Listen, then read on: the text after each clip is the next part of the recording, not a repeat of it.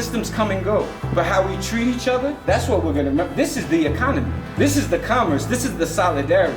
Not charity, I'm here to help you. Don't utilize your wealth for charity. Oh, I gave last week. Fuck that, you give every fucking day. Your card as an ally expires at 12 o'clock every day.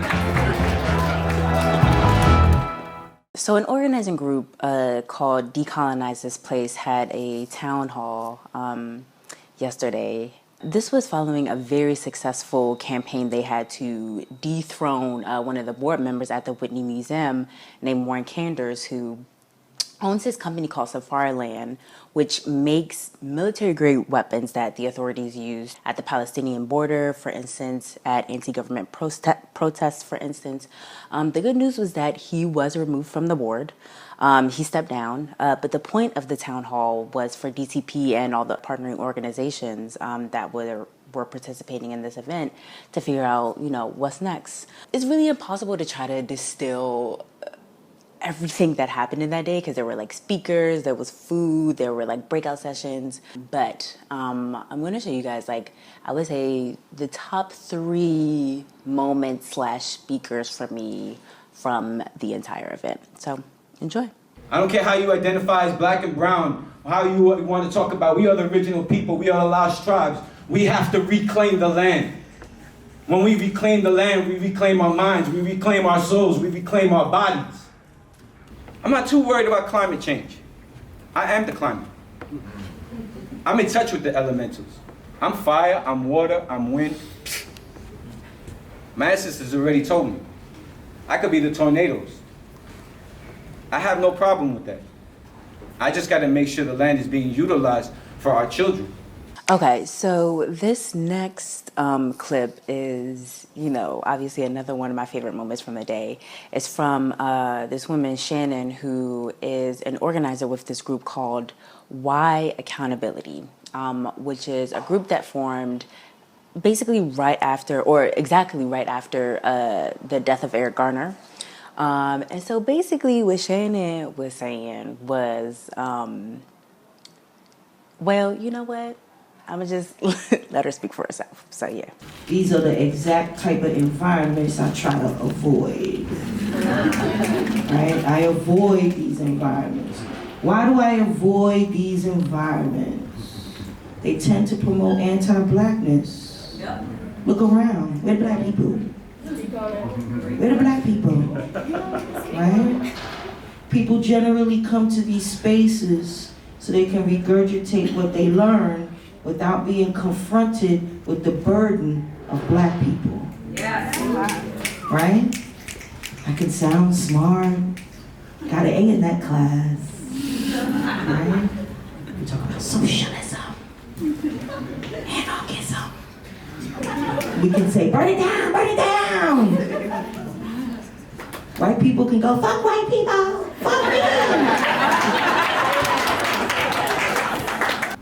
Y'all could talk all the shit you want, but I have yet to see a white person sign over the deed to their home. I have yet to see a white person give me their bank information so I could clean that motherfucker out.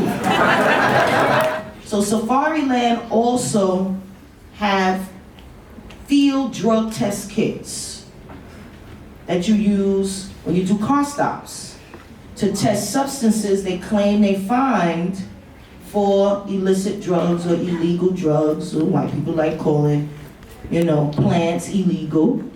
But come to find out, these test kits, that only cost about $2 each, get false positives about 60% of the time.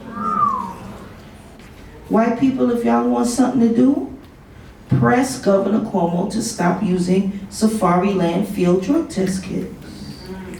That's your homework assignment. In about a week, I expect to see the campaign on the internet. See, I gave y'all a free campaign. I ain't even charging for that. So I thank you guys for giving me that time to say stuff, and that's it. Thank you very much.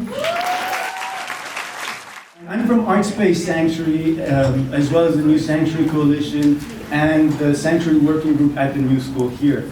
And I'm here to say, let's make Sanctuary not art. Because Sanctuary is this horizontal, inclusive network of mutual solidarity, and the art world is a pyramid, a hierarchical, exclusive domain of the global oligarchy, the artigarchy.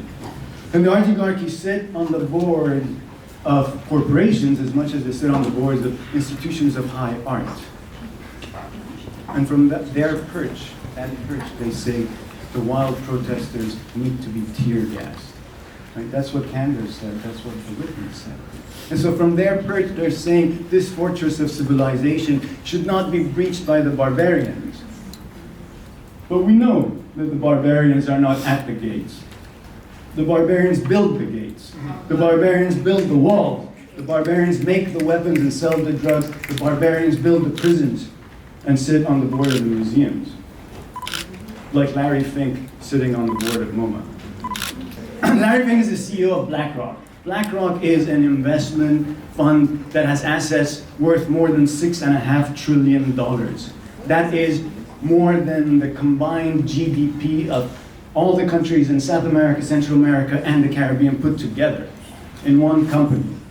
It funds companies that are deforesting the Amazon that's burning today, because it funds mining companies that are destroying territory, privatizing public resources, because it funds companies that are violating human rights, causing displacement, and displacement makes people move, become migrants. Migrants get attacked and detained at the borders. 70% of the migrants detained in America are detained by two private companies, GeoGroup and Core Civic, who hold people in their private jails. Those two companies are also owned largely by BlackRock. So you see the circle of displacement, detention, profit, and then art. That's why we had the MoMA Divest campaign started a little while back. We have a goal, and the goal is not to get rid of Larry Fink from the MoMA board, because that's not going to affect the people who are in detention. That's going to make some art world people happy, but it's not going to affect those people in detention. The goal is to mobilize and pressure MoMA and Larry Fink to divest from those prison companies.